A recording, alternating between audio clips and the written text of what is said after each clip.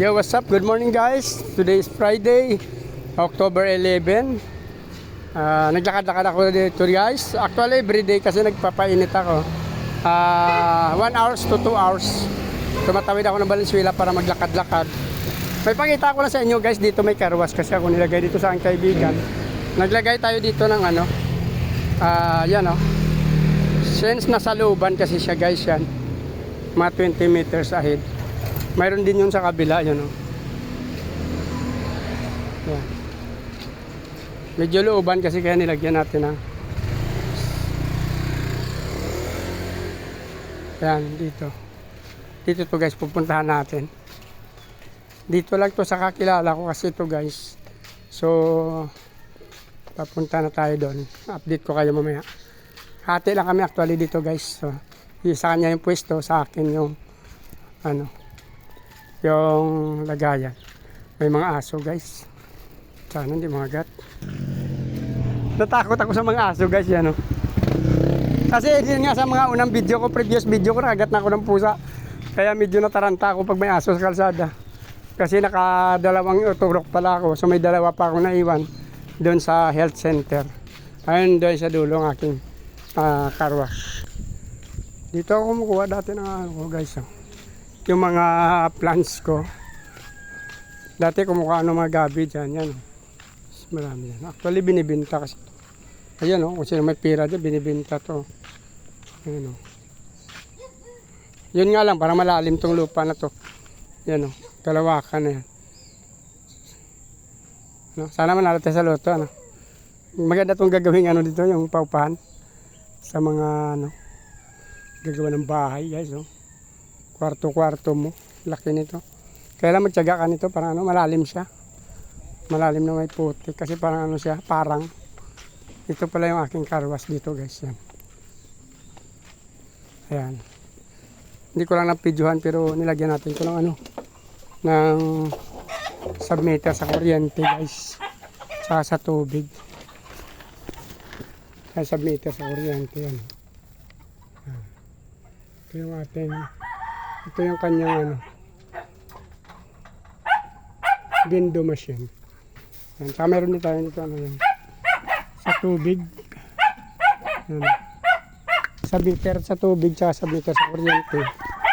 Tapos pagka nabayaran na natin tubig sa kuryente saka namin natin ano may-ari. Tingnan natin kung may tubig. Yan, nilagyan natin konti guys. Maglalagay ako ng tubig dito. Bukasan natin. Yan o. Tinatalian to guys kasi minsan may nagbubukas. Hindi sinasara.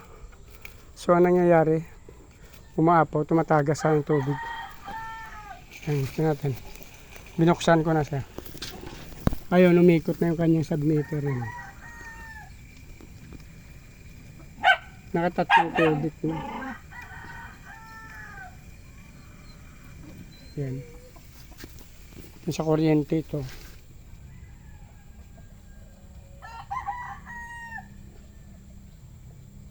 Ayan. Oh. Kasi hati kami dito guys sa pwesto. So, pabayaan namin tubig tsaka kuryente. Tapos hati namin yung matitira. Ganun lang guys ang start. So, actually meron ako nito sa iba pa. Doon pa sa Deparo. Tsaka yung sa bahay. Meron ako sa Villa Luisa. Na-pull out ko na doon guys sa Villa Luisa kasi nga masalooban. May nagpatayo sa labasan. Kaya hindi na siya masyado tinatangkilik, wala na siyang kinikita. So nandun sa bahay kung sino man nakapanood ng video na to guys. At meron kayong mga pwesto. Yan, saka yan. Pwede ako maglagay sa inyo ng ano, ng car wash. No, kung bahala na. May pwesto lang kayo, bahala sa makina at sa control. O, situate nyo na lang na lalagyan ng tubig para lagi siyang may laman. At hindi masisira ang makina. Yun na lang gagawin nyo guys pag may pwesto kayo.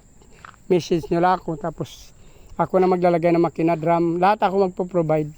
Bali, ready to use na siya. Maglalagay na lang kayo ng tubig sa drum. Yun na lang kasi nasa bahay lang naman. Hindi naman siya binabantayan kasi ang nagka-carwash, self-carwash siya. Coin operated self-carwash naman siya. 5 piso lang to guys. So, yun lang. Ito maganda naman. Hindi naman gaano kalaki ang pwesto niya. Pero marami dito mga SUV kasi yan. pwede sila magkarwas dito na SUV kasi may kalsada, pero dito naman pwede tumabi. Ano, kakuha lang siguro ng basura, maraming sako. Yan dito yan guys, mga motor, tricycle. Pwede dyan additional income sa inyo guys. Kahit hindi nyo nabantayan kasi ang maguhulog yung ano lang, yung may-ari ng motor tsaka sasakyan. Meron man siyang ano, may timer. Mamatay lang siya pagka ano. So, may timer yan. Namamatay lang yan pagka maubos na yung oras niya. So, kung natapos yung video na to guys, please like, follow, subscribe. Pakipala nyo lang yung aking Facebook page guys, Chris Molino. Maraming salamat. Good morning. Mabuhay kayo. Hanggang gusto nyo. Bye-bye.